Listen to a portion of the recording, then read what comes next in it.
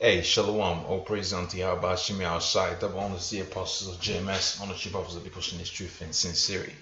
Okay, I got this article out on the Guardian, okay, the Guardian news outlet, okay, and it's basically going into the monetary system, man.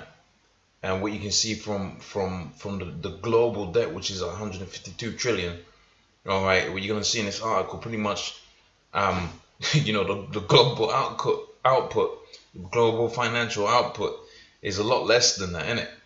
So they're never going to be able to pay this debt, all right.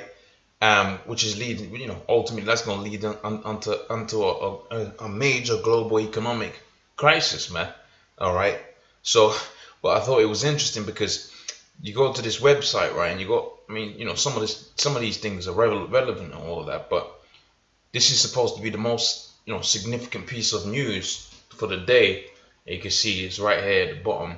A lot of people probably ain't gonna read that, okay, because they're gonna be distracted by whatever nonsense, else false. Like people read news anyway, but if they did, they'll probably miss that anyway. So getting back onto the point, I'm gonna read a few bits and pieces in this. I'll elaborate in a few bits and pieces, and call it a day. It should be a relatively quick video, okay? But it all goes to show you that Yahweh Shai set it out for Esau to be so proud that he was going to set up a system that he thought he was going to artificially destroy himself, but really it was the Most High who was going to destroy it, man.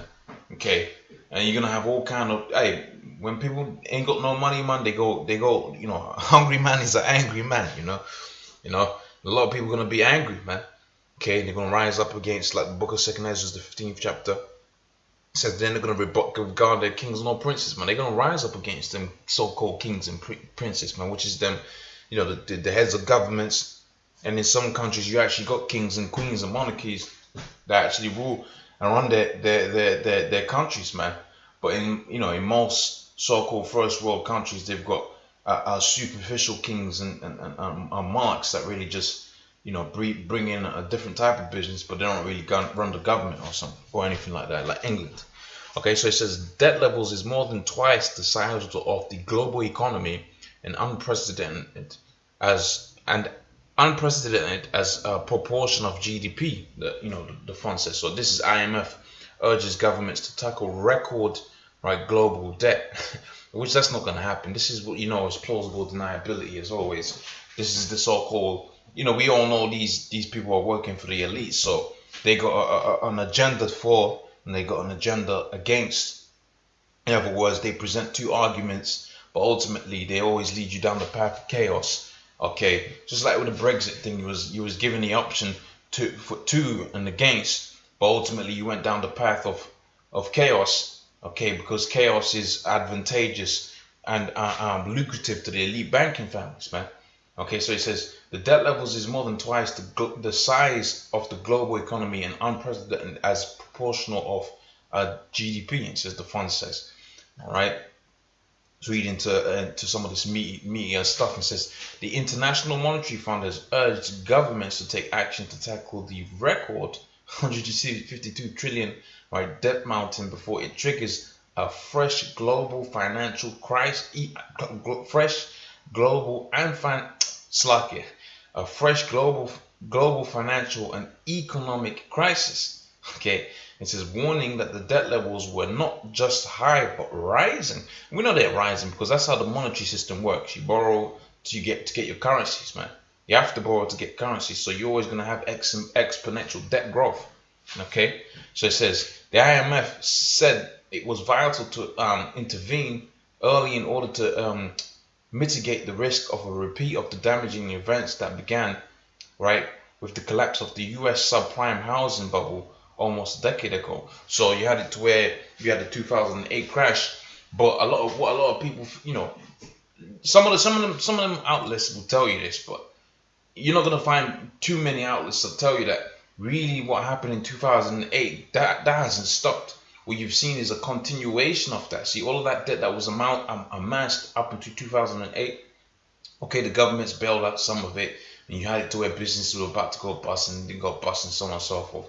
But ultimately, what you had was a situation where a lot of that debt, a lot of the consequences of that 2008 crash they actually haven't been dealt with. They've been masked. Okay, they've been watered down. For instance, the next to zero, percent interest rates that you got out there, both in England and America, that being the Bank of England and the Federal Reserve. Okay, that sets the rates of mortgages and so on and so forth. Okay, which is good. If you got savings, it's terrible because you haven't got no major savings. You're gonna interest you're gonna be making on those savings. But if you got a mortgage, it's good because you can buy a house a little bit cheaper. Okay, but that's the same thing that that was a dampener of the results of 2008. Okay, and now you're having it to where all of those things are being manifested before everybody. Okay, and now you got people out there on YouTube, and they're making an uproar about it. But the vast majority of the people in the book of Isaiah, the 30th chapter says how that gross darkness was going to cover the whole earth. Okay, the vast majority of the people just want to see their kids grow up. Okay, they know they're in slavery, but they just want to see their kids grow up. All right, but hey, man, that's not the spirit you're supposed to be in. You're supposed to want your kids to grow up in a healthy environment, man. Okay, not only that healthy environment is only going to be set up when your household returns. Okay, so it said that the new research in its half-yearly fiscal monitor, right, covering 113 countries, had shown that the debt was currently 225% of the global GDP. God damn it! All right, it's a fucking hell, bro. All right, so not 100 times more than the GDP of basically the global output. Okay, the amount of money the whole economy in the world is making is 225% times that, man. Okay, and it says with the private sector responsible for 2/3 of the total. It says Vista Gasper, the director of IMF Fiscal Affairs Department, said the 152 trillion is a record high. All right, so if it's a record high, guess what? That number was lower during the 2008 crash. So one has to assume that another major crash is coming. All right.